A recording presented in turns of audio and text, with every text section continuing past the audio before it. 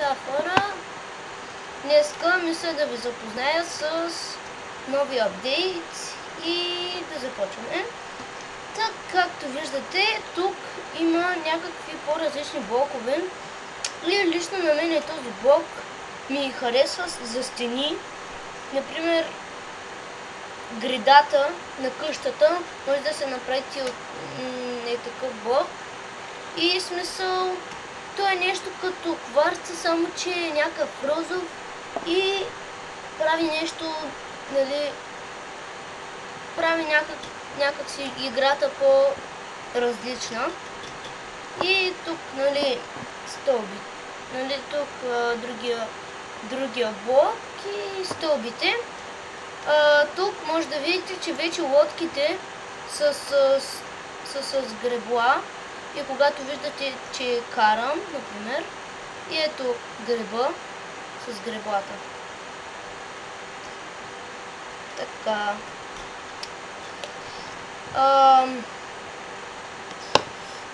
Искам да ви покажа, че има някаква пръчка отада. И това нещо, което е много интересно. Вижте. Това нещо. Сега виждате ли го какво е черно? Например, сложим ли още едно, става по-светло, по-светло, по-светло. И става се по-светло. И не знам, просто някак си по-различно. И нали, този блок се иначе е някакъв самотен. И след това, когато има, нали, същия блок до него, той става по-добре и нещо такова. А това е драконска глава. Да, и това е литрата. И сега ще се сложим. Ето, сложихме се. И така изглеждаме като някаква муха. И сега ще отидем, например, ето тук. И хора, искам да ви кажа, че мисля, че с премиум акаунт само се лети с нея, защото лично аз като летя и не ми се получава много. Този път се получи. Не. What the fuck?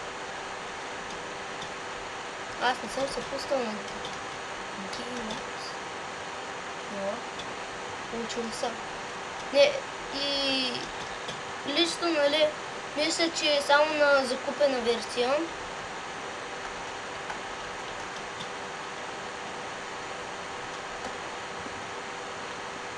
На малко съм да проработи. Но, както виждате, ми взима много по-малко сърца и тръгвам да летя като някаква муха, което, нали, е някакво такова странно.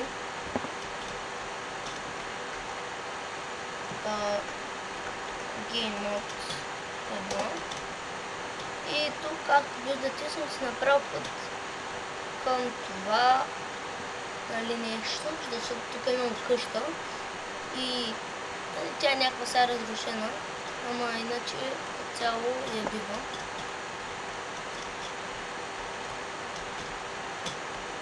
Да, и, нали, някакво такова, нали, имате представа за какво става дума, защото